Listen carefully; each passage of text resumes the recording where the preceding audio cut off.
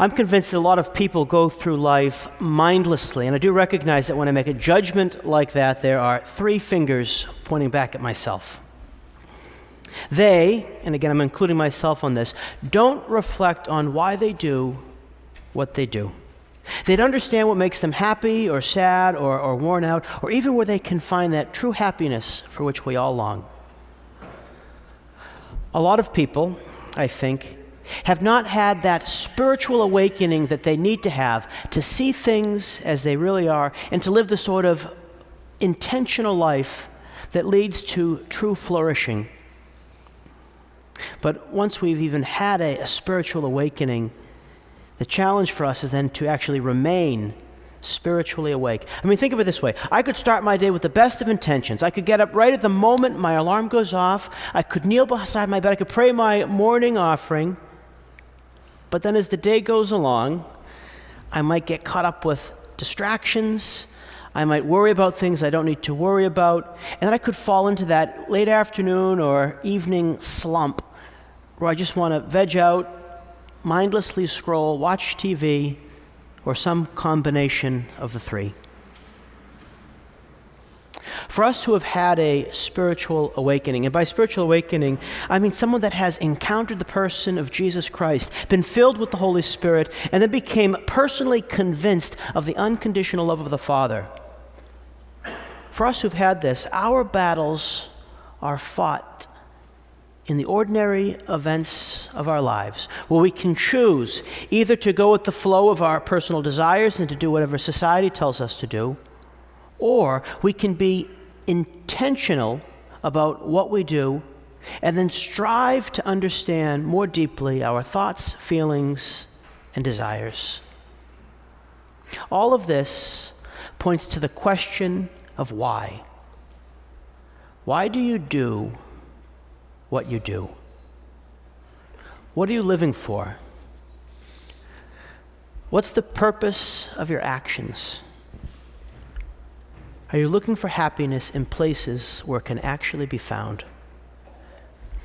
These are some of the questions that Jesus sheds light for us on in today's gospel. Very often Jesus teaches in parables, and out of these stories that teach religious truths by illustrating them with the events of everyday life. All told, there are about 30 parables that Jesus tells in the Gospels. And the parables that Jesus told today were told at the end of a long day when Jesus is alone in a house with his disciples. In the parables that he told them, he talks about the hidden character of the kingdom of heaven as well as its great worth.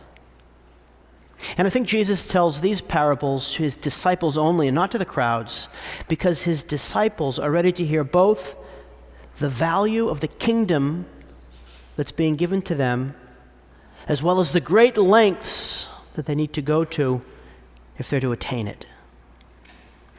So today, if you're new to church or new to faith, or maybe you're just accompanying someone who is a regular churchgoer, Jesus is not talking to you right here. If you're not a mature follower of Jesus, the message for you is really quite simple. You need to have that spiritual awakening that comes from encountering the person of Jesus. If your heart's open, and if you seek him, you can be sure that sooner or later Jesus is going to reveal himself to you. And I'd say at the root of this encounter is becoming convinced that there's a God who loves you personally so much that he died for you. And now he extends his hand to you so that you can become a member of his family and live forever.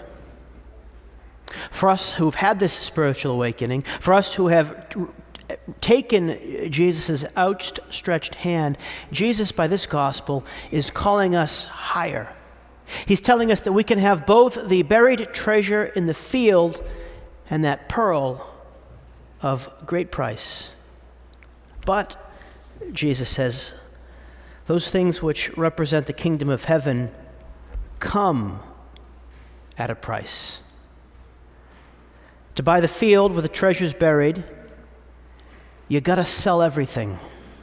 To buy the pearl, you gotta sell everything. The kingdom of heaven costs everything because the kingdom of heaven is worth everything. The kingdom of heaven costs everything because the kingdom of heaven is worth everything. The kingdom of heaven is what we live for when we're spiritually awake. The kingdom of heaven is the place where even on this earth we are going to find joy, peace, happiness, and love. Maybe this is the tough part that calls for self-reflection. Are you living your life now in a way that says you have sold everything so that you can live for the kingdom of heaven? Selling everything might mean two things. First, maybe God is specifically asking you to let go of some or all of your stuff so that you can focus intently on his kingdom. Or second, and I bet this is more the case for most of us here, maybe God is asking you to examine your life and then to shed the things that are keeping you from being fully committed to him. And this can be done in any state in life. It doesn't matter if you're married or single, young or old, employed or not. In fact, I would say I know children who are fully committed to the kingdom of heaven. And to me, they are a huge inspiration. Now, this doesn't mean that they stop doing things that other kids do, like stop playing baseball or any of that. No, it means that they see the real meaning of everything. They see why it's important that they strive to be good family members and friends. And since they're spiritually awake, I'd say, they see that the kingdom of heaven is the why for what they do. Socrates said that the unexamined life is not worth living. So I invite you to take stock of your life to see how you can be more spiritually awake.